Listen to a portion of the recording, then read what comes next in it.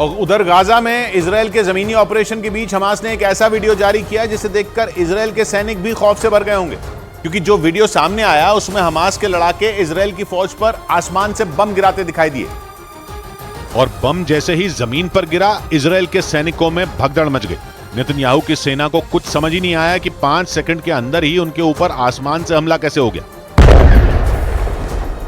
Hamas की तरफ से जारी किए गए उस वीडियो में गाजा में इजराइल के कई सैनिक खड़े दिखाई दिए। सब कुछ उनके लिए ठीक चल रहा था, लेकिन तभी आसमान से हमास ने उन पर बम गिरा दिया, जिसके बाद इजराइल के सैनिक जान बचाकर इधर उधर भागने को मजबूर हो गए। हमास ने इस वीडियो को जारी कर यह दिखाया कि वो भी इजराइल की सेना पर आसमान से हमले करने में पीछे नहीं है। 7 अक्टूबर के बाद से ही इजराइल की सेना गाजा में आसमान से जोरदार हमले कर रही है, लेकिन अब उसके सैनिक गाजा के अंदर घुसकर भी हमास पर हमले कर रहे हैं।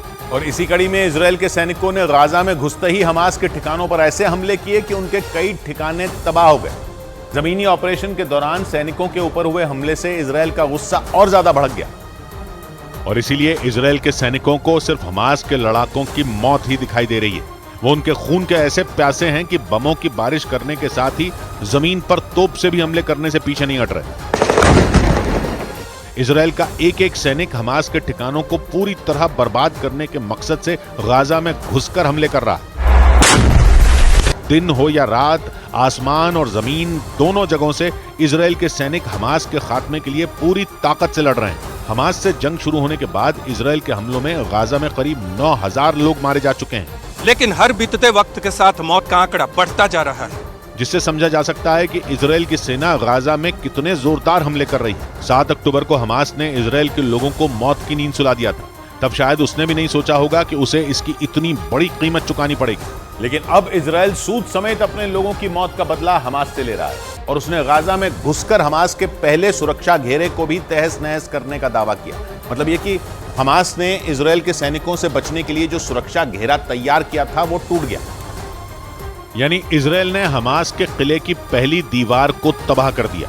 हमास को यह बात अच्छे तरीके से पता थी कि आसमानी हमले के साथ ही इजराइल की फौज जमीनी ऑपरेशन भी जरूर चलाएगी, इसलिए भी उसने अपने बचाव के लिए सुरक्षा घेरे तैयार किए। लेकिन इजराइल के मुताबिक हमास के पहले सुरक्षा घेरे को भीषण हमले कर तोड़ दिया गया और अब इजराइल के जवान टैंक और खतरनाक हथियारों के साथ गाजा में हमास के ठिकानों की तरफ तेजी से बढ़ रहे हैं। इजराइल की सेना पहले ही आसमान से हमास के लड़ाकों को मौत बांटने से पीछे नहीं हट रही थी, लेकिन अब हमास के लिए मुश्किलें और ज्यादा बढ़ गई, क्योंकि इजराइल का प्लान आसमान और जमीन दोनों जगहों से भीषण हमले कर उसका नामो निशान मिटाने का है।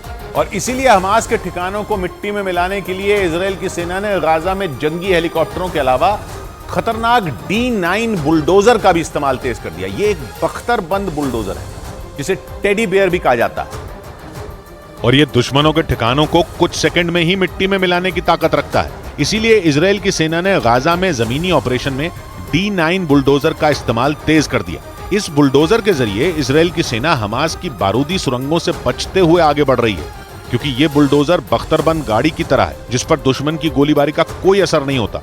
D9 बुलडोजर मशीन गन से भी लैस है, जिससे इजराइल के सैनिक गोलीबारी भी कर सकते हैं। इतना ही नहीं, मुश्किल वक्त में ये सैनिकों के छिपने के लिए तेजी से गड्ढे भी खोद सकता है और इसीलिए इजराइल की सेना ने गाजा में जमीन ऑपरेशन के दौरान इसका इस्तेमाल तेज कर दिया।